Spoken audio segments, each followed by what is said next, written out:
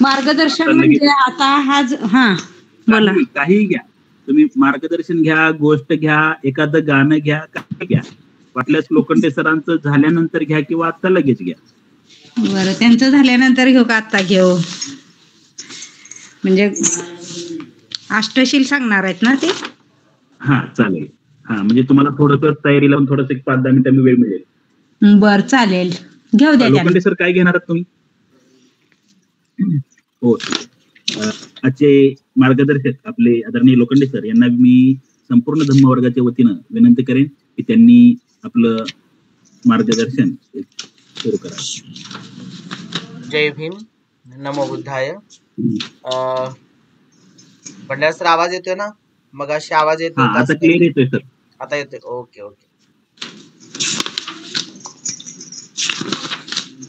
पहा, अनाथ पिंडक त्या लहानपणी त्याला एक मित्र होता, त्याचं नाव होतं कालकन्नी म्हणून. तो कालकन्नी आणि अनाथ पिंडक खूप चांगले जिवलग मित्र होते. दोघांनीही एकाच गुरुजींकडून, एकाच आचार्यांकडून शिल्पकला शिकलेली होती. पण मन लावून अभ्यास करून असा कालकन्नी शिकला नाही आणि कालकन्नी अभ्यासामध्ये मागे राहिला. त्याची शिल्पकला चांगली त्याला जमत नव्हती. अनाथ पिंडक मात्र त्यामध्ये तरबेज झाला आणि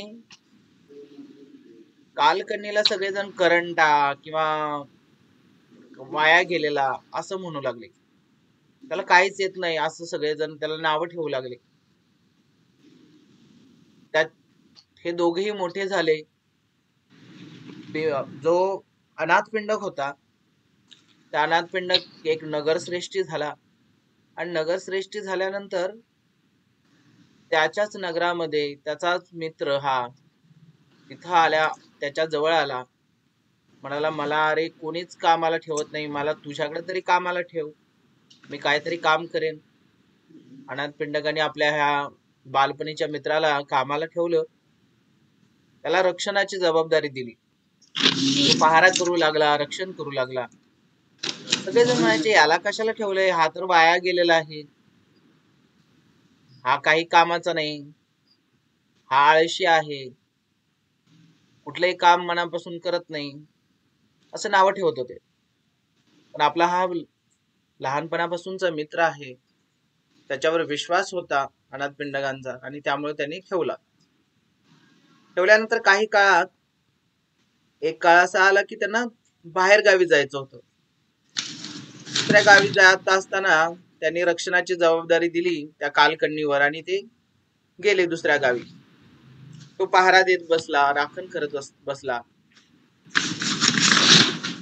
आता त्याच्या त्या नगरश्रेष्ठींचा तो वाडा होता. त्या वाड्यामध्ये रक्षण करत असताना त्या नगरामधल्या चोरांना कळलं होतं की आता अनाथ पिंडक घरात नाहीत, मग आपण जाऊन तिथं चोरी करू शकतो. मग चोर चोरी करण्यासाठी आले. चोरी करण्यासाठी आल्याची चाहूल आत असणाऱ्या कालकन्नीला लागली. मग कालकन्नी आता म्हटला जर हे चोर आत आले तर मला मारतील आणि हे सगळं घेऊन जातील, इथलं अनाथ पिंडकांचं जे धन द्रव्य आहे ते सगळं घेऊन जातील. आणि म्हणून त्यानं काय केलं, त्यानं मुद्दाम सगळ्या सेवकांना, नोकरांना, आजूबाजूला सगळ्यांना उठवण्याची नाटक केलं. मोठमोठ्यानं तो हाका मारू लागला, वेगवेगळे आवाज काढू लागला आणि त्याबरोबर शंख वाजवू लागला, ढोल वाजवू लागला आणि सगळ्यांना जाग करण्याचा प्रयत्न करतोय असं त्यांना एक नाटक केलं. त्या नाटकाचा असा परिणाम झाला की त्या चोरांना जे आले होते त्यांना असं वाटलं की खरंच त्या आपण म्हणत होतो की अनाथ पिंडक तर बाहेर गावी गेलेत, इथं कोणीच नाही, आता आपल्याला वाडा लुटता येईल, पण तर सगळे जण आहेत. आणि ते घाबरले चोर आणि त्यांच्या जवळचं साहित्य तिथंच टाकून ते पळून गेले. दुसऱ्या दिवशी ज्या वेळेला अनाथ पिंडक आले, आजूबाजूची माणसांनी ते पाहिलं की सगळे चोरांनी साहित्य तिथं टाकून ते पळून गेलेत. त्यावेळेस सगळेजण मात्र आता कालकन्नीला चांगलं म्हणू लागले आणि कालकन्नी सगळेजण शाबासकी देऊ लागले, त्याचं कौतुक करू लागले. ही गोष्ट अनाथ पिंडकांनी भगवान बुद्धांच्या कानावर घातली. भगवान बुद्धांचे एक आदर्श उपासक, श्रद्धालू उपासक अनाथ पिंडक होते, ज्यांनी जेतवन खरेदी करण्यासाठी आपल्या सगळ्या गाड्या भरून भरून सगळ्या सुवर्ण मुद्रा आणून त्या वनामध्ये सगळीकडे पसरल्या होत्या आणि ते वन घेऊन ते भगवान बुद्धांना अर्पण केलेलं होतं. असा हा दानशूर अनाथ पिंडक ज्यावेळेला तथागतांना सांगतो त्यावेळेला तथागत म्हणतात की पूर्वी सुद्धा अशीच एक जातक गोष्ट कथा घडलेली होती, ज्या जातकामध्ये असंच घडलेलं होतं.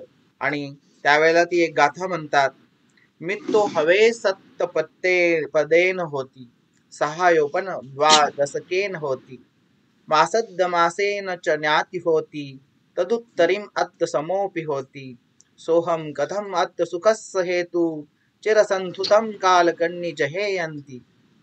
म्हणजे त्रिरत्न आहे की नाही, बुद्ध धम्म आणि संघ. मग बुद्ध म्हणजे काय? माईक बंद करताय कामे मॅडम? हा, तर त्याचा काव्यार्थ असा आहे, काव्यार्थामध्ये असं आहे की 7 पावले बरोबरीने चालताना मित्र होत असे, दिवस 12 सहवासाने सहाय्यक समजला जाईत असे, रहिवासे 15 महिना आप्त होऊनी राहित असे, त्याहुनी अधिक सहवासाने विलीन माझा रूप असे, चिरकाल माझ्या सवे सोबती कालकन्नीला सोडू कसे. अशा पद्धतीनं ही गाथा त्यावेळेला म्हटली गेलेली होती. हे कालकन्नी जातकातली कथा यासाठी आपल्या समोर सांगितली की अनाथ पिंडकांमध्ये असणारी श्रद्धा आपल्या जवळ असेल तरच आपण अष्टांग मार्गावर पाऊल टाकू शकू. आज आपण अष्टांग मार्गातली काही ज्या गोष्टी आपल्याला अजून समजल्या नाहीत अशा गोष्टींवर प्रकाश टाकणार आहे. अष्टांग मार्ग त्यामधलं पहिलं आहे सम्यक दृष्टी. सम्यक दृष्टी समजून घेताना सम्यक दृष्टीचा साधा सोपा अर्थ आहे संपूर्ण दृष्टी. सम्यक दृष्टीचा अर्थ म्हणजे योग्य दृष्टिकोन असाही होतो. सम्यक दृष्टीचा अर्थ असा होतो की चारही आर्य सत्यांची ओळख असाही होतो. सम्यक दृष्टीचा अर्थ कार्य कशामुळे घडतं, त्याचा परिणाम काय असतो हे समजून ज्याला समजतं त्याला सम्यक दृष्टी प्राप्त होते. म्हणजे एका अर्थानं ती दूरदृष्टी असते, एका अर्थानं ती ज्ञानदृष्टी असते, एका अर्थानं ती विज्ञान दृष्टी असते. विज्ञानाची दृष्टी, ज्ञानाची दृष्टी, कार्य कारण भावाची दृष्टी म्हणजे सम्यक दृष्टी आहे. आणि अशी दृष्टी, असा दृष्टिकोन जो आपल्या प्रज्ञेला शुद्ध करत असतो. सम्यक दृष्टी ही प्रज्ञा शुद्धीचा मार्ग आहे.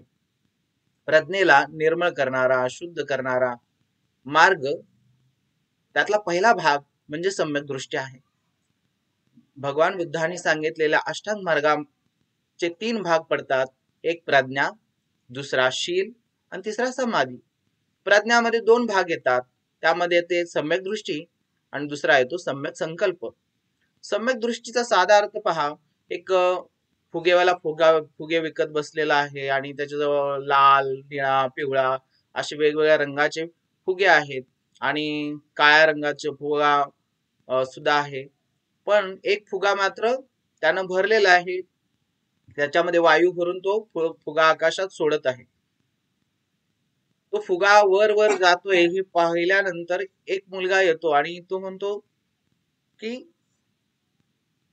कोणत्या रंगाचा फुगा वर जाईल, ह्या रंगाचा फुगा वर जाईल का जाणार नाही, असा प्रश्न तो विचारतो. त्यावेळेला फुगेवाला त्याला सांगतो, बाबा कुठल्याही रंगामुळे कुठलाही फुगा वर जात नसतो, तर त्याच्या आतमध्ये काय आहे त्यामुळे तो वर जात असतो. आपली प्रगती ही आपल्या ज्ञानामुळे होत असते. कोणी काळा असू द्या, गोरा असू द्या, दिव्यांग असू द्या किंवा कोणी कसाही असू द्या, पण त्याच्या आतमध्ये जर टॅलेंट असेल, त्याची बुद्धीचा विकास झालेला असेल, त्याच्या प्रज्ञेचा विकास झालेला असेल, त्याच्यामध्ये चांगलं चारित्र्य असेल, तर त्याची प्रगती कोणीही रोखू शकणार नाही. प्रगतीचं पहिलं पाऊल हे याच्यातूनच पडतं की ज्याच्याकडे चांगली दृष्टी आहे, ज्याला चांगलं दिसतं, ज्याला भविष्य दिसू शकतं, पुढं काय होईल, मी हे केल्यानंतर त्याचे परिणाम काय होतील, हे ज्याला कळतं, तो आपली पावलं सावधगिरीनं टाकत जातो. आणि सावधगिरीनं पावलं टाकणारा कधीही चुकत नसतो, कधी फसत नसतो, कधी घसरत नसतो, कधी पडत नसतो. तर तो योग्य रस्त्यावरून चालत राहतो. सम्यक दृष्टी हे काम करते की माणसाला योग्य रस्ता दाखवते, की तो शीलाचा रस्ता, सदाचाराचा रस्ता, सन्मार्गाचा रस्ता आहे, नीतीचा रस्ता आहे, चारित्र्याचा विकास करणारा रस्ता आहे, शुद्धतेचा मार्ग आहे, ज्ञानाचा मार्ग आहे. तथागतांचा मार्ग हा ज्ञान मार्ग आहे, एक शील मार्ग आहे. आणि या शील मार्गावरून जात असताना आपल्याला निर्मळ जीवन जगण्यासाठी आधी चांगुलपणावरचा विश्वास पाहिजे. आणि चांगुलपणावरचा दृढ विश्वास, त्याच्यावरची खात्री, श्रद्धा ही फार महत्वाची आहे. आजच्या काळात पहा, मुलांचा चांगुलपणावरचा विश्वासच उडून गेलाय. आमच्या शाळेतली मुलं ज्यावेळेला शाळेतून घरी जातात त्यावेळेला माझ्या पाया पडतात, हातावर अशी टाळी देतात. आणि तिथलं एक सवय तिथं आहे, श्रद्धा त्यांची भावना आहे की जाताना गुरूंच्या पाया पडून जायचं. पण आजकाल आपण मुलं पाहतो की कोण मोठ्यांना वंदन सुद्धा करत नाहीत किंवा त्यांच्यामध्ये ती नम्रता दिसत नाही. हे का असतं? कारण त्या गोष्टीवरचा विश्वास आताच्या पिढीवरचा निघून चाललाय, की मोठ्यांना मान दिला पाहिजे, मोठ्यांपुढे नम्र झालं पाहिजे, त्यांचा आशीर्वाद घेतला पाहिजे किंवा त्यांचं ऐकलं पाहिजे. याच्यावरचा विश्वास कमी होत चालला. आणि त्यामुळं माणसं पापाला पाप समजत नाहीत आणि पुण्याला पुण्य समजत नाहीत. काय पुण्य करून आपलं नुकसान होणार असं समजतात. ती माणसं चुकीच्या दृष्टिकोनाच्या आहारी गेलेली आहेत असं समजलं पाहिजे. ज्यांचं दृष्टी सम्यक राहिलेली नाही, चुकीची झालेली आहे. कारण जे स्वार्थी झालेले आहेत त्यांची दृष्टी चुकीची होती. जे आपल्या बरोबर जगाच्या कल्याणाचा विचार करतात, माझंही चांगलं व्हावं आणि दुसऱ्यांचंही चांगलं व्हावं यासाठीचा विचार करतात, माझ्या कोणत्याही कृतीमुळे कोणाचंही नुकसान होऊ नये असा विचार करतात, ती माणसं सम्यक दृष्टीचं पालन करणारी आहेत असं म्हटलं पाहिजे. सम्यक दृष्टी ही कार्यकारण भावाची ओळख आहे. सम्यक दृष्टी ही विज्ञानाची दृष्टी आहे. वैज्ञानिक दृष्टिकोनच म्हणजे सम्यक दृष्टी आहे, विज्ञानाची दृष्टी आहे. वैज्ञानिक दृष्टिकोन ज्याला सायंटिफिक ॲटिट्यूड म्हणतात. सायंटिफिक ॲटिट्यूडचा अर्थ आहे कार्यकारण भाव, आणि कार्यकारण भाव म्हणजे सम्यक दृष्टी आहे. सम्यक दृष्टीनं चालायचं म्हणजे विचारपूर्वक चालायचं, विचारपूर्वक बोलायचं, विचारपूर्वक वागायचं. विचार सुद्धा कोणते आपल्या बुद्धीमध्ये आले पाहिजेत याचा सुद्धा विचार करायचा, आणि नको असलेले विचार काढून टाकायचे, चांगले असणारे विचार धारण करायचे आणि आपल्या बुद्धीला सुद्धा शुद्ध करायचं. हा मार्ग आहे सम्यक दृष्टीचा. सम्यक दृष्टीच्या नंतर सम्यक संकल्प येतात. सम्यक संकल्प म्हणजेच आता ज्याला आपण महत्वाकांक्षा म्हणतो. महत्वाकांक्षा नसेल तर महाप्रयत्न घडत नसतात, महाप्रयत्न नसतील तर महान कार्य घडणार नाही, आणि महान कार्य घडणार नाही तर ती व्यक्ती महान होणार नाही किंवा महापुरुष घडणार नाहीत. महापुरुष हे महाप्रयत्नातून घडतात, महान कार्यातून घडतात. आणि ते महान कार्य, महान प्रयत्न त्याच्या जवळ जर महत्वाकांक्षा असेल, इच्छा असतील मोठ्या, तर होऊ शकतं.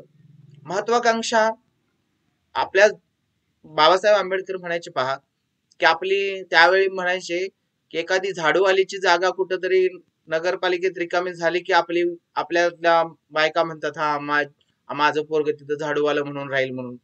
पण एखादी ब्राह्मण स्त्री बाळंत झाली तर ती आपल्या मुलाला विचार करते की हायकोर्टामध्ये कुठल्या जजची जागा रिकामी होईल का, की तिथं माझा मुलगा जाऊन बसेल. आपल्या मुलांना मोठं बनवण्याचं स्वप्न, मोठ्या इच्छा, मोठी आकांक्षा अशी आपण धरत नाही. आणि त्या महत्वाकांक्षा आपल्या जवळ असायला हव्यात. आणि भगवान बुद्धांनी ज्या महत्वाकांक्षा किंवा सम्यक संकल्पामध्ये जे सांगितलेलं आहे ती वेगळ्या प्रकारे आहे. त्यामध्ये त्याग करण्याची वृत्ती असली पाहिजे, दान करण्याची वृत्ती असली पाहिजे आणि मैत्री भावना असली पाहिजे. अशा प्रकारचे संकल्प आपल्यात असले पाहिजे. की नैष्कर्म्य संकल्प ज्याला म्हटलेला आहे, नैष्कर्म्य संकल्पामध्ये त्याग त्याग करण्याची वृत्ती, दान करण्याची वृत्ती आणि त्याबरोबर मैत्री न सगळ्यांशी वागण्याची वृत्ती, कोणालाही त्रास न देता मदत करण्याची, परोपकाराची वृत्ती, या प्रकारे आपल्या मनाला, आपल्या बुद्धीला शुद्ध ठेवता येतं. ज्याच्यामध्ये स्वार्थ आहे, ज्याच्यामध्ये हिंसेची भावना दडलेली आहे, ती व्यक्ती आपली बुद्धी अशुद्ध करत असते, निर्मळ राहत नाही, त्याची प्रज्ञा शुद्ध राहत नाही. आणि प्रज्ञा शुद्ध ठेवण्यासाठी सांगितलेला आहे ना सम्यक संकल्प. प्रज्ञा शुद्ध करण्याचे दोनच भाग सांगितलेत. एक पहिला भाग आहे ते सम्यक दृष्टी आणि दुसरा भाग आहे तो सम्यक संकल्प. आपले संकल्प चांगले असले पाहिजेत, आपल्या इच्छा चांगल्या असल्या पाहिजेत आणि चांगल्या इच्छाच माणसाला चांगलं करायला भाग पडतात. तुमचे विचार हेच तुमचे जीवन, तुमचं भविष्य ठरवत असतात. विचार हे जीवनाला आकार देत असतात आणि ते विचार जर निर्मळ असतील, विचार जर चांगला असेल तर तुमचं जीवन हे चांगलं बनत जातं. चांगले विचार धारण करायला आपण शिकलो पाहिजे. त्यासाठीच तर सम्यक संकल्प सांगितलेला आहे. हे इथं आपल्याला प्रज्ञाचा पहिला टप्पा पूर्ण झाला. भगवान बुद्धांनी सुरुवात ज्ञान मार्गाने केली, म्हणजे सम्यक दृष्टी, नंतर सम्यक संकल्प. सम्यक संकल्पाच्या नंतर तथागतांनी आपल्याला सांगितलं तो म्हणजे शील मार्ग. शील मार्गामध्ये 3 भाग पडले. एक पहिला भाग आहे सम्यक कर्म, सम्यक वाचा, वाचेनंतर सम्यक कर्म आणि सम्यक कर्मानंतर सम्यक उपजीविका. या तिन्हींचं बनून शील मार्ग तयार होतो. या तिन्हींनी संपन्न असलेली व्यक्ती शील मार्गावर चालणारी असते. पण शील मार्गावर चालण्यासाठी आधी ज्ञान मार्गावर चालायला हवं, किंवा आपली बुद्धी निर्मळ असायला हवी, आपली बुद्धी शुद्ध असायला हवी, आपल्या बुद्धीतले विचार चांगले असायला हवे आणि त्यासाठीच आपल्याजवळ सम्यक दृष्टी आणि सम्यक संकल्प असायला हवेत. सम्यक दृष्टी आणि सम्यक संकल्प हे आपल्याला खऱ्या खुऱ्या अशा शीलमार्गावर चालायला भाग पडतात. आणि शीलमार्गावर चालत असताना आपल्याला काय करायचं आहे तर पहिल्यांदा ज्या जीवेनं एक शब्द आयुष्य बदलून टाकतो, एखाद्या शब्दाच्या मुळे एखाद्याच्या हृदयावर एवढा खोल जखम होते की तो एखाद्या व्यक्तीबरोबर 10-10 वर्ष सुद्धा बोलत नाही. एखादा शब्द चुकून आपल्या तोंडातून वाईट गेला तर एखादा माणूस जखमी होतो आणि तो आपल्याशी अबोला धरून 10 वर्ष आपलं तोंडही पाहत नाही. तर एखादा शब्द असा असतो की त्या शब्दासाठी मित्राला मित्र जीव देण्यासाठी सुद्धा धावत येतो. ही शब्दांची किमया आहे. आणि शब्द हे शस्त्र आहेत, अस्त्र आहेत. शब्द हे फार मोठी ताकदीची गोष्ट आहे. आपल्या जिभेचा वापर चांगला करायला पण शिकलो पाहिजे आणि त्यासाठी तथागताने आपल्याला सम्यक वाचा दिलेले आहे. सम्यक वाचेचं पालन करायला शिकवलेलं आहे. आणि सम्यक वाचेचं पालन करायचं म्हणजे तरी काय करायचं तर खोटं बोलायचं नाही, चहाडी चुगली करायची नाही, निंदा कोणाची करायची नाही, कोणाला अपशब्द बोलायचे नाही, शिव्या द्यायच्या नाहीत, त्याबरोबर व्यर्थ बडबड करायची नाही. म्हणजे विनाकारणच काही पण बोलत बसायचं असंही बोलायचं नाही. आपल्या जिभेवर संयम ठेवायचा, विचार करून बोलायचं, बोलून विचार करत बसायचं नाही. बोलण्याच्या आधी विचार करावा, बोलून नंतर विचार करत बसायचं नाही. अरे मी असं बोललो नसतो तर बरं झालं असतं, मी चुकून बोललो, माझ्याकडून चुकून असं बोललं गेलं, असं नाही झालं पाहिजे. आणि यासाठी आपल्या जिभेवर ताबा ठेवायला हवा, कारण आपली जीभ किंवा आपली वाचा याच्यामुळे सुद्धा आपलं आयुष्य घडतं, आपलं आयुष्य बदलतं. आपलं जिभेवर जर खडीसाखर असेल, म्हणतात ना डोक्यावर बर्फाची लादी आणि जिभेवर जर खडीसाखर असेल तर त्या माणसाचा धंदा पण चांगला होतो, त्या माणसाकडे माणसं सुद्धा चांगली येतात, माणसं जोडणारा तो माणूस बनतो, त्याला सगळेजण त्याच्याशी प्रेमाने वागू लागतात, त्याच्याशी मैत्री करतात, त्याचे मित्र होतात, त्याला मदतीला सहकार्याला धावून येतात, कारण तो सगळ्यांशी गोड बोलत असतो आणि त्याच्या डोकं त्याचं शांत असतं, तो तापत नसतो. अशी माणसं त्यांचं आयुष्य चांगलं असतं, त्यांची प्रगती होत असते. हा प्रगतीचा मार्ग आहे, हा तथागतांनी आपल्याला सांगितलेला प्रगतीचा मार्ग आहे. तुम्ही हा मार्ग सोडला की तुमची प्रगती होणार नाही. तुम्ही रागीट स्वभावाचा झाला, शिव्या द्यायला लागला, भांडण करायला लागला, तुमची प्रगती होऊ शकणार नाही. तुमच्या जिभेचा जर तुम्ही चुकीचा वापर केला तर तुमची प्रगती कधी होणार नाही. जिभेचा चांगला वापर करायला शिकलं पाहिजे, हे तथागतांनी आपल्याला शिकवलेलं आहे. सम्यक वाचेतून सम्यक वाचा आपल्याला चांगलं बोलायला शिकवते आणि सगळ्यांना जोडायला शिकवते, सगळ्यांना एक ठेवायला शिकवते. कोणालाही फाटाफूट करायला शिकवत नाही, की इकडचं तिकडं सांगा, तिकडचं इकडं सांगा, चुगल्या लावा, चहाड्या करणा, कोणाला तरी नावं ठेवा. हे तथागतांनी आपल्याला शिकवलेलं नाही. हे आपण कायम लक्षात ठेवलं पाहिजे आणि आपली जीभ ही ताब्यात ठेवली पाहिजे. सम्यक वाचीच्या नंतर तथागताने आपल्याला सम्यक कर्म शिकवलं. शील मार्गाचा दुसरा टप्पा, शील मार्गातला पहिला टप्पा म्हणजे जिभेवर ताबा ठेवायचा. शील मार्गाचा दुसरा टप्पा म्हणजे आपल्या कर्मावर नियंत्रण ठेवायचं. आपलं कर्म शुद्ध पाहिजे, पवित्र पाहिजे, निर्मळ पाहिजे. आता कर्म शुद्ध ठेवण्यासाठीच तर पंचशील शिकवलं तथागतांनी. पंचशील शिकवलं, अष्टशील शिकवलं, दशशील शिकवलं, 227 शील शिकवली. भिक्खू लोक 227 शिलांचं पालन करायचे. भिक्खूनी तर त्यांच्यापेक्षा जास्त शिलांचं पालन करत होत्या. आणि आपल्याला पंचशीलचं पालन करता येऊ शकत नाही का? नक्कीच येऊ शकतं. म्हणून पंचशील सगळ्यांनी दररोज धारण करावं आणि सकाळी उठल्यापासून संध्याकाळी झोपेपर्यंत आपल्याकडून पंचशीलातलं एकही शील मोडता कामा नये याची काळजी घ्यावी. कोणी आपल्यापासून दुखवलं जाणार नाही. कोणाची आपल्या बुद्धीनं कोणाची हत्या होता कामा नये, मनानं कोणाची हत्या होता कामा नये, आपल्या जीवेनं कोणाची हत्या होता कामा नये, आपल्या शरीरानं कोणावर घाव बसता कामा नये किंवा आपल्या शब्दांचा कोणावर घाव बसता कामा नये, आपल्या विचारांनी कोणाला त्रास पोचता कामा नये. अशा पद्धतीनं आपण अहिंसेचं पालन करणं आवश्यक आहे. त्याबरोबरच आपण कोणाची चोरी करता कामा नये, कोणाशी वाईट संबंध ठेवता कामा नये, कधी खोटं बोलता कामा नये आणि कोणतंही व्यसन करता कामा नये. मग दारू, सिगारेट, बिडी, गांजा, तंबाखू, गुटखा असले कसलेच मादक पदार्थाचं सेवन आपण करता कामा नये. मादक पदार्थ हे जीवनाला हानिकारक असतात.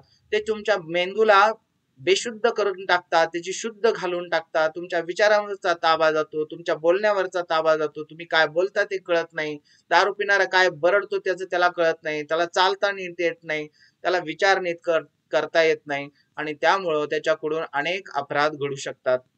आणि यासाठी म्हणून आपल्याला याच्यावर हे पंचशीलातून आपल्याला हे शिकवलेलं आहे की कशा पद्धतीने आपलं जीवन कसं शुद्ध ठेवावं, कसं निर्मळ ठेवावं, कसं पवित्र ठेवावं.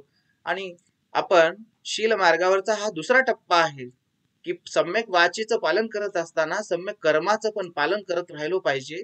सम्यक कर्माचं पालन करत असताना आपण पंचशील तंतोतंत पाळलं पाहिजे. पंचशील हे आपल्याला जीवनभरासाठी चांगला माणूस बनून राहण्यासाठी मोजण्याची मोजपट्टी आहे.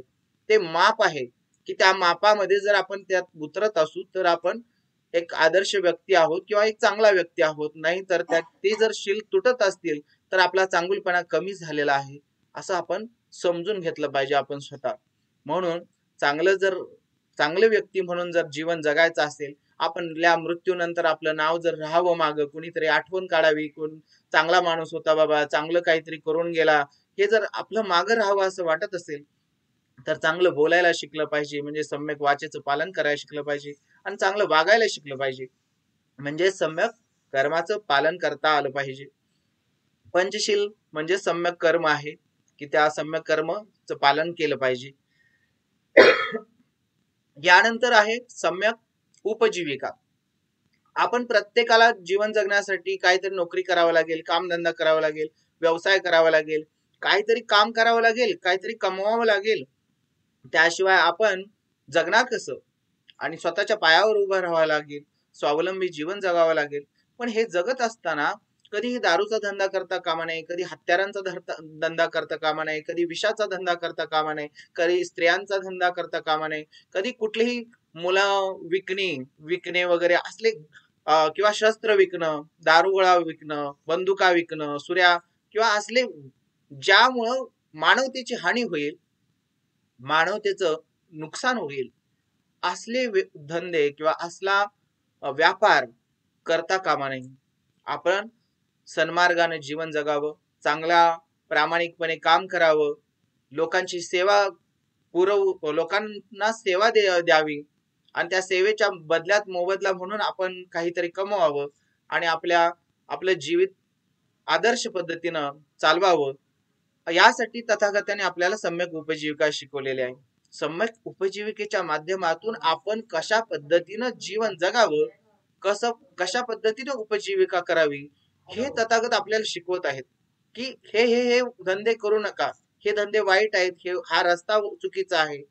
तुम्ही चांगल्या मार्गानं, चांगला व्यापार करून, चांगलं काम करून तुम्ही जगू शकता आणि त्यात आपण उत्थान संपदा प्राप्त करू शकता, कल्याण मित्रताचं पालन करू शकता, समजीवितेचं पालन करू शकता आणि इतरांना सुद्धा त्याचा लाभ देऊ शकता. तुम्हीही त्यामुळे सुखी होऊ शकता आणि इतरांनाही त्यामुळे सुखी करू शकता. आणि यासाठी म्हणून तथागतांनी आपल्याला ही सम्यक उपजीविका शिकवलेली आहे. सम्यक उपजीविका या ठिकाणी आपला शीलमार्ग संपला. आपण अष्टांग मार्गातला पहिला भाग पाहिला, सम्यक दृष्टी आणि सम्यक संकल्प. त्याचं पालन केल्यानंतर कशा पद्धतीने आपल्या प्रज्ञेचा विकास होतो, कशी प्रज्ञा शुद्ध होते, निर्मळ होते, आपली बुद्धी कशी शुद्ध होऊ शकते, हे आपण पाहिलं. त्यानंतर शील शुद्ध ठेवण्यासाठी हे तिन्ही भाग पाहिजेत. म्हणजे नुसतं पंचशील पाळलं आणि मात्र आपला धंदा चुकीच्या पद्धतीनं आहे, आपण उपजीविका चुकीच्या पद्धतीनं करतोय, तर आपलं शील शुद्ध राहू शकत नाही. आपण पंचशील पाळतोय पण पंचशील पाळतोय पण त्यावेळेला आपण सम्यक वाचेचं पालन करत नसू तरी सुद्धा आपण शीलाचं पालन करत नाही असं होईल. शील मार्गावर वाटचाल करण्यासाठी आपल्याला ह्या तिन्ही गोष्टींचं पालन केलं पाहिजे. आपण जिभेचा चांगला वापर केला पाहिजे, चांगलं बोललं पाहिजे, सम्यक कर्म म्हणजेच त्यामध्ये चांगलं वागलं पाहिजे आणि आपल्या उपजीविकेचा, आपल्या जगण्याचा मार्ग चांगला असला पाहिजे. जगणं हे चांगलं असलं पाहिजे. चांगल्या गोष्टी करून चांगल्या मार्गानं, प्रामाणिकपणानं आपण जगलो पाहिजे. मेहनतीनं, परिश्रमानं जो मिळालेलं छदाम आहे त्याच्यातून सुखाची भाकरी खावी. पण दुसऱ्याचं हडपून, दुसऱ्याला लुबाडून, दुसऱ्याला त्रास देऊन, दुसऱ्याला लुटून, दुसऱ्याची हानी करून मिळवून जर तुम्ही जगत असाल तर तुम्ही चुकीच्या पद्धतीनं जगत आहात असा त्याचा अर्थ होतो. तथागतांनी अशा पद्धतीनं जगायला आपल्याला सांगितलेलं नाही, तर तुम्ही जगा आणि दुसऱ्यांना पण जगू द्या. हा खरा जीवन मार्ग आहे. तथागतांनी शिकवला आपल्याला जीवन मार्ग आहे. ती जीवन जगण्याची एक पद्धती आहे आणि जीवन जगण्याच्या या पद्धतीनं चालत असताना आपल्याला या पंचशील, त्याबरोबरच सम्यक वाचा आणि सम्यक उपजीविका यांचंही पालन करणं ही फार फार गरजेची गोष्ट आहे. आपण यानंतर पुढच्या 3 गोष्टी महत्वाच्या पाहणार आहोत, ज्यामध्ये आपल्याला अष्टांग मार्गाचा पुढचा टप्पा, ज्याला समाधी मार्ग असं म्हटलं जातं, तो समाधी मार्ग समजून येईल. आपण प्रज्ञेचा टप्पा पाहिला की प्रज्ञेच्या टप्प्यावर आपली प्रज्ञा, आपली बुद्धी, आपली कशा पद्धतीने निर्मळ होते, शुद्ध होते, जी चांगल्या संकल्पामुळे शुद्ध होते, चांगल्या दृष्टिकोनामुळे शुद्ध होते आणि आपण निर्मळ बनत जातो. आणि निर्मळ झाल्यानंतर खऱ्या अर्थानं सम्यक वाचा, सम्यक कर्म आणि सम्यक उपजीविकेच्या माध्यमातून आपण शील मार्गावर चांगली वाटचाल करू शकतो. आपलं शील शुद्ध ठेवू शकतो, निर्मळ ठेवू शकतो, आपण एक शुद्ध जीवन जगू शकतो. जीवन शैली किंवा जीवन पद्धती किंवा जीवनाचा मार्ग तथागतांनी शिकवत असताना आपल्याला पुढे सांगितलेलं हे सगळं कायम ठेवायचं असेल तुम्हाला आयुष्यभर, शेवटच्या क्षणापर्यंत, किंवा आपल्या मनाची शाश्वत अशी शांतता जर तुम्हाला हवी असेल, मन हे कायम निर्मळ अवस्थेत जर ठेवायचं असेल, तर तुम्हाला समाधी मार्गाचा अभ्यास करावा लागेल. आणि समाधी मार्ग यासाठीच आहे की मनाला एकाग्रतेचं शिक्षण देणं, मनाला शुद्ध ठेवण्याचं शिक्षण देणं, मनाला निर्मळ कायम ठेवण्याचं शिक्षण देणं. कारण मन हे क्षणाक्षणाला बदलत असतं. मन हे प्रवाह सारखं असतं, ते सतत वाहत असतं, सतत धावत असतं, सतत पळत असतं. मन हे अनेक गोष्टींचं बनलेलं असतं, अनेक कल्पनांचं बनलेलं असतं, अनेक विचारांचं बनलेलं असतं, अनेक इच्छांचं बनलेलं असतं, अनेक गुणांचं बनलेलं असतं. आणि या सगळ्या वृत्तींच्या सहाय्यामुळं आपलं मन हे एका बागेसारखं असतं, एखाद्या जंगलासारखं असतं. आणि ह्या जंगलाला जर चांगलं ठेवायचं असेल तर त्यातलं तण काढून टाकायला हवे, त्या बागेतलं तण काढून चांगली फुलझाडच ठेवली पाहिजेत. तशा पद्धतीने आपल्या मनाला शुद्ध ठेवण्याचा जो मार्ग सांगितला की आपल्या बाहेर जसं आपण आहोत तसं आत सुद्धा असणारं मन, आतलं जे जग आहे आपल्या शरीराच्या आत, ज्या जगावर आपलं बाहेरचं शरीर आणि आपली जीभ काम करत असते, आत कसं आहोत याच्यावर बाहेर कसं आहोत हे अवलंबून असतं. म्हणून आतल्या जगाला शुद्ध आणि निर्मळ करण्यासाठी म्हणजे मनाला, आपल्या अंतर्मनाला शुद्ध आणि निर्मळ करण्याचा मार्ग म्हणजेच समाधी मार्ग आहे. आणि या समाधी मार्गावर जात चालत असताना सम्यक प्रयत्न ही पहिली गोष्ट आहे. प्रयत्नांचं महत्व तथागतांनी त्यावेळेला जगाला सांगितलं की प्रत्येक गोष्ट प्रयत्नांनी मिळत असते. देईल म्हणा आयतं काही मिळत नाही. तुम्हाला स्वतःला प्रयत्न करावे लागतील, प्रयत्नवादी बनावं लागेल, कष्ट करावे लागतील, मेहनत करावे लागतील. कष्टाशिवाय फळ मिळणार नाही. तुम्ही जेवढे कष्ट कराल तेवढं तुम्हाला फळ मिळेल. तुम्ही जेवढे कमी कष्ट कराल तेवढं कमी फळ मिळेल. हे तथागतांनी त्यावेळेला सांगितलेलं आहे. आणि त्यावेळेला तथागत सांगतात की तुम्हाला सम्यक प्रयत्नांचं पालन करत असताना आपल्या मनाला निर्मळ करण्याचे प्रयत्न करायचे. तुम्हाला बाहेर काही करायचं नाही, आतमध्ये खोदकाम करायचं आहे. आतल्या असणाऱ्या तणाला उपटून काढून टाकायचं आहे. मनातले असणारे जे बाण घुसलेले आहेत ते बाण काढून फेकून द्यायचे आहेत. मनामध्ये घुसलेले जे बाण आहेत, रागाचा बाण आहे, द्वेषाचा बाण आहे, मत्सराचा बाण आहे, आळसाचा बाण आहे, अशाचे लोभाचा बाण आहे, ज्यामुळं मन हे दुःखी असतं. मन हे सतत ताण तणावामध्ये असतं आणि अनेक आजार मग शरीराला लागतात. त्या सगळ्या आजारांचं कारण आहे मन. मन आजारी असणं. आणि मन ज्याचं आजारी नसतं, जो आनंदी असतो, त्याचं शरीर सुद्धा जास्त आजारी पडणार नाही. मन शांत असेल, मन चंचल नसेल, मन स्वस्थ असेल, मन निरोगी असेल, ही मन निरोगी ठेवण्याची कला तथागत आपल्याला शिकवत आहेत. तथागत आपल्याला मनाला कसं निरोगी ठेवायचं, मनाला कसं शुद्ध ठेवायचं हे शिकवतात. आणि त्यावेळेला ते म्हणतात की तुम्हालाच हे करायचं आहे, मी फक्त रस्ता दाखवतोय, मी काय करू शकत नाही. मी असा हात ठेवला म्हणजे काय तुमचं कल्याण होणार नाही, माझ्या आशीर्वादाने तुमचं कल्याण होणार नाही, तर तुम्हालाच या रस्त्यानं चालावं लागेल. मी फक्त मार्गदाता आहे, मी फक्त मार्गदर्शक आहे, मी फक्त मार्ग दाखवू शकतो, चालावं तुम्हालाच लागेल. तुम्ही चालल्याशिवाय तुमच्या आयुष्याचं कल्याण होणार नाही. तुम्ही तसं वागलाच नाही तर कसं तुमचं कल्याण होणार. आणि त्यासाठी तुमच्या मनाला जर शुद्ध ठेवायचं असेल, निर्मळ ठेवायचं असेल, तर मनातल्या ह्या वाईट गोष्टींना, मनातल्या बागेतलं हे तण उपटून काढायला हवं. आणि ते तण उपटून काढायचं म्हणजे काय, मनात जे वाईट विचार आले असतील ते उकडून टाकून द्यायचे, काढून टाकायचे. मनात वाईट विचारांना वाढूच द्यायचं नाही, त्यांचं तण जास्त वाढू नये याची काळजी घ्यायची.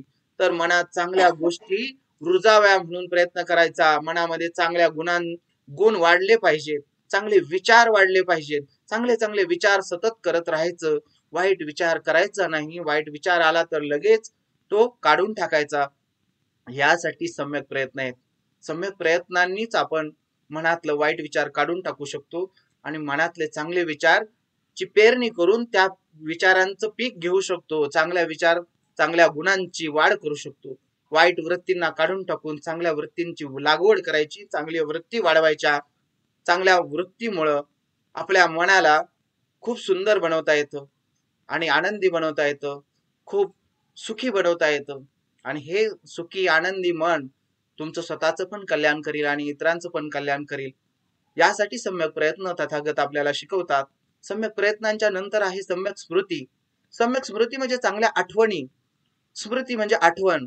पण कशाची आठवण, हे शरीर मरणार आहे याची आठवण ठेवा. हे शरीर लहानपणी होतो तसा मी आता नाही, काही वर्षानंतर पुन्हा मी म्हाताऱ्या अवस्थेत जाणार आहे, शरीर संपून जाणार आहे, सगळ्यांना त्याच मार्गाने जायचं आहे याची पण आठवण असायला हवी. की सगळेजण जाणार आहेत, काही इथं राहणार नाही, कुठलीच गोष्ट शाश्वत नाही, सगळं संपणार आहे याची आठवण. कायगता स्मृती ज्याला म्हटलं जातं. शरीर संपणार आहे, सगळं बदलत असतं, विचार बदलत असतात, वृत्ती बदलत असतात, मनाच्या भावना बदलत असतात आणि वेदना बदलत असतात. दुःख कधीच कायम राहत नाही, दुःख पण जातं, प्रत्येक गोष्ट जात असते.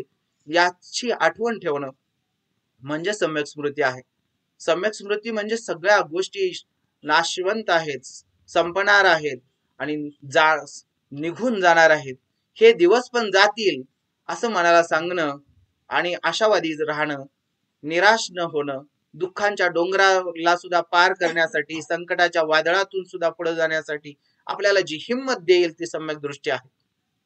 काहीच नाही मी घेऊन आलेलो आणि काय गेलं म्हणून मी रडत बसलोय, असा विचार जर करत बसलो आपण, तर आपण खऱ्या अर्थाने आहे तो क्षण आनंदात जगू शकू. आहे त्या क्षणामध्ये सुद्धा स्मृतिवान बनणं, जागृत राहणं, आपल्या संवेदनांच्या प्रती जागृत, आपल्या विचारांच्या प्रती जागरूक. माझ्या मनात कोणते विचार येतात, माझ्या मनात कोणत्या भावना येत आहेत, माझ्या शरीरावर कोणत्या संवेदना तयार झालेल्या आहेत, माझं शरीर आता कोणत्या अवस्थेत आहे, माझं मन आता कोणत्या अवस्थेत आहे, मी आता सध्या काय करत आहे, या प्रती आपण जर सजग झालो, जागे झालो, जागृत झालो, प्रत्येक काम करत असताना सावधपणा येत जाईल. आणि ती सावधगिरी वाढवणं म्हणजे सम्यक स्मृती आहे. आपलं प्रत्येक काम सावधगिरीनं करणं. ज्या वेळा सायकल चालवणारा पहिल्यांदा चालवतो त्यावेळेला किती सावधगिरीनं चालवत असतो, पहिल्यांदा गाडी चालवताना शिकवताना किती सावधपणा असतो, तशी सावधगिरी आपल्या प्रत्येक क्षणी जर आपल्या आयुष्यात असेल आपल्या कर्माच्या प्रती, तर आपलं कर्म हे अति उत्तम असं होऊ शकतं. आणि ते अतिउत्तम कर्म होण्यासाठी तुम्हाला जर यशस्वी जीवन जगायचं असेल तर आपल्या कामामध्ये स्मृती, जागृती किंवा सावधगिरी ही कायम ठेवावी लागेल. सम्यक स्मृती म्हणजे सावधगिरीचा विकास आहे, सावधानतेचा विकास आहे, जागृतीचा विकास आहे. आणि ती सावधानता आपण वाढवायला हवी असं मला वाटतं. तथागतांनी सुद्धा तीच अपेक्षा आपल्याला सम्यक स्मृतीतून केलेली आहे. आणि शेवटचा भाग म्हणजे सम्यक समाधी. सम्यक समाधी म्हणजे कुठंतरी काही जण गुंग होतात कशात तरी, एखादा पिक्चर लागलेला असतो, पिक्चर मध्ये गुंग होतात, त्यांना आजूबाजूला कोण गेलं ते पण कळत नाही. ती समाधी नाही. समाधी म्हणजे फक्त एकाग्रता नाही, एखाद्या गोष्टीकडे बघत बसून आपलं तहान भूक हरपून जाणं, कशात तरी गुंग होऊन जाणं म्हणजे सम्यक समाधी नाही. सम्यक समाधी म्हणजे अशी जागृत अवस्थेमध्ये पूर्ण जागरूक असताना तुमच्या विचारांवर पूर्ण संयम असलेली अवस्था, मनावर पूर्ण संयम असलेली अवस्था, मन पूर्ण स्थिर ठेवलेली अवस्था, मनाला स्थिर ठेवलेली अवस्था, मनावर ताबा ठेवलेली अवस्था म्हणजे सम्यक समाधी आहे. मनाला ताब्यात घेणं, मनाला वश करणं, मनातल्या विचारांना कुठेही पळता कामा नये. तो मन हे मनाचे घोडे हे आपल्या मर्जीप्रमाणे चालले पाहिजेत. आपले विचार हे आपण ठरवू तसे चालले पाहिजेत. आणि अशा पद्धतीनं आपल्या स्वतःच्या मनावर ताबा मिळवणं म्हणजे सम्यक समाधी आहे. आणि सम्यक समाधीमध्ये पूर्ण जागेपणा असतो, पूर्ण सजगता असते, पूर्ण एकाग्रता असते. त्या एकाग्रतेचा अभ्यास करण्यासाठी आपण आनापान भावनेपासून सुरुवात करतो आणि नंतर विपश्यनेच्या टप्प्यावर जाऊन आपण पूर्ण जागृत होतो. कायानुपश्यना, वेदनानुपश्यना, चित्तानुपश्यना, धर्मानुपश्यना अशा विपश्यनेच्या सगळ्या पायऱ्या पार करून आपण खऱ्या अर्थानं पूर्ण जागृत होतो. सम्यक संबुद्ध कसे होते? संपूर्ण जागृत होते. पूर्ण जागृत व्यक्ती जगातली कोण असेल तर तथागत होते. आणि आपल्याला जागे राहण्याचा संदेश दिलाय, जागृत राहण्याचा संदेश दिलेला आहे, ज्ञानी बनण्याचा संदेश दिलाय, मन शुद्ध ठेवण्याचा संदेश दिलाय, शील शुद्ध ठेवण्याचा, चारित्र्य आणि आपली नीतिमत्ता चांगली ठेवण्याचा संदेश दिलाय. त्याबरोबरच विज्ञानाच्या दृष्टीनं जाणारा हा धम्म, ज्याला सम्यक दृष्टी हाच पहिलं पाऊल आहे किंवा पहिला टप्पा आहे. या अष्टांग मार्गाच्या साहाय्यानं आपल्या जीवनाचं कल्याण होईल, आपल्या जीवनाचं मंगल होईल. हा अष्टांग मार्ग याचा प्रचार प्रसार जास्तीत जास्त करावा आणि लोकांना हा मार्ग समजून सांगावा. तुम्हाला कळला, तुम्ही इतरांना सांगा. आपल्या बरोबर हा मार्ग सगळ्यांपर्यंत जावं आणि सगळ्यांचं कल्याण व्हावं, यासाठीच धम्मचक्र प्रवर्तन होत असतं. धम्माचं चक्र एकाच ठिकाणी थांबू नये, ते गतिमान व्हावं, एकाच्या हृदयातून ते दुसऱ्याच्या हृदयात जावं आणि त्याच्याही जीवनाचं कल्याण व्हावं, मंगल व्हावं आणि त्याच्याकडून तो दुसऱ्यापर्यंत पोहोचावं. सगळ्यांपर्यंत चांगुलपणा पोहोचवण्यासाठी, चांगुलपणाचा प्रचार प्रसार करण्यासाठी हा धम्म आहे. आणि हे 10 धम्म संस्कार वर्गामधलं आजचं हे पुष्प या ठिकाणी मी आपणाला अर्पण करतो. काही चुकलं असलं तर ते तुम्ही माघारी करावं. जे चांगलं आपल्याला मिळालं असेल ते धारण करावं आणि धारण केलेलं सर्वांपर्यंत पोहोचवावं, एवढीच विनंती करेन आणि या ठिकाणी थांबेन. भवतु सब्ब मंगलम, भवतु सब्ब मंगलम, भवतु सब्ब मंगलम. लोखंडे सरजी अतिशय सखोल आणि खूप छान पद्धतीने आपण मार्गदर्शन केलं, त्याबद्दल धन्यवाद. फक्त खूप वेळ घेतलात. आदरणीय कांबळे मॅडम आपल्याला एक थोडा वेळ आपल्याला मार्गदर्शन करणार आहेत त्यांना मी विनंती करतो की जरी आता वेळ झाला असला थोड्याच वेळात ऐकायला येते ना.